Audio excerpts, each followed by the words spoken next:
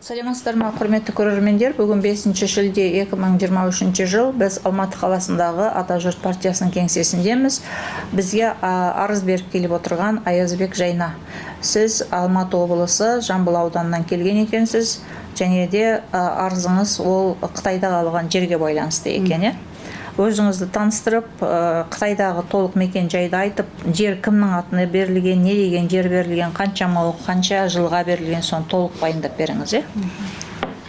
Мен Тарбағатай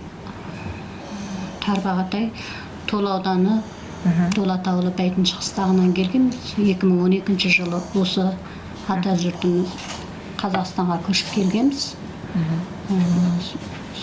1999 жылдан осы 2029 жылға дейін 30 жылдық жекеменшік егістік жер, суармалы жер 32 мың бар жиыны кінешкелестіріп Қытай Республикасы берген болатын қолымызға құжат.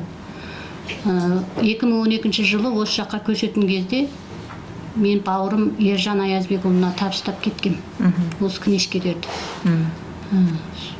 Содан 2017 жылы кінешкені ауыл қыстағымыздың бастығы Жанат Төребекұлы жаңалап берем деп қайтарып алған.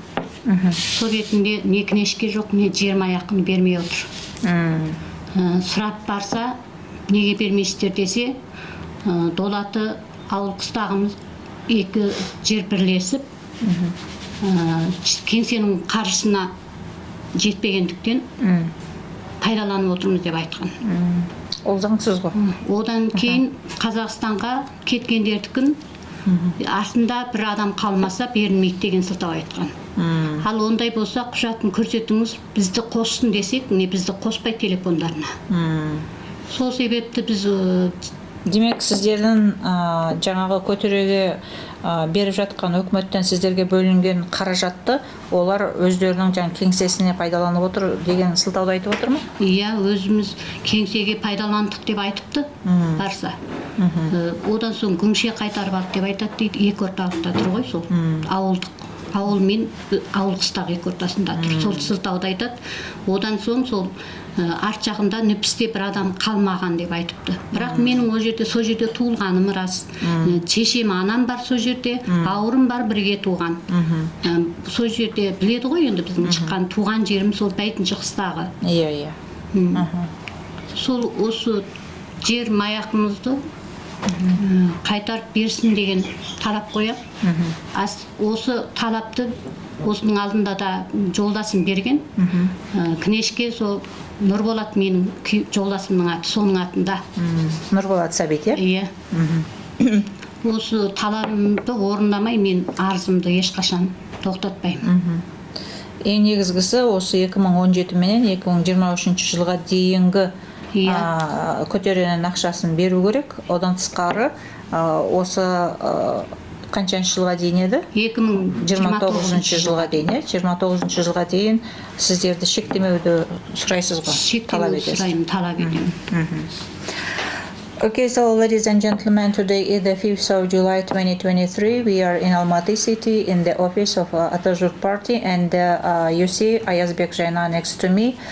He is a resident of Kazakhstan living in Almaty region, Jambul district. She came to our office in order to file a complaint according to the irrigated land that was given to her husband Nurbolat Sabit. And Jayna and her husband moved from China, Xinjiang, Ile Kazakh Autonomous Prefecture, Tarbagatay region, Toli County, Dolate village, Baitinchi hamlet in 2012. And her husband Nurbolat Sabit had irrigated arable land and grassland of 32 mu given to him for 30 years in 1999. The family used the land till 2012. Then they gave the land certificate to the brother of Jayna, Erjan Ayazbek. In 2017, the head of the village took the land certificate under the pretext to renew the document, but he didn't give it back. The head of the village, Жанат Толобек, is responsible for the violation of the land-lease law and as well for the violation of the rights of using the land until the expire date. Jaina and her husband demand from the head of the village to pay them the rent funds for the period of 2017 and 2023. As well, she asks Todi County authorities to consider her complaint in order not to prevent their rights, and she would like to say that Janat Talibek refuses to contact with them, and they want him to explain the reason of stopping the funds to them. Thanks for attention.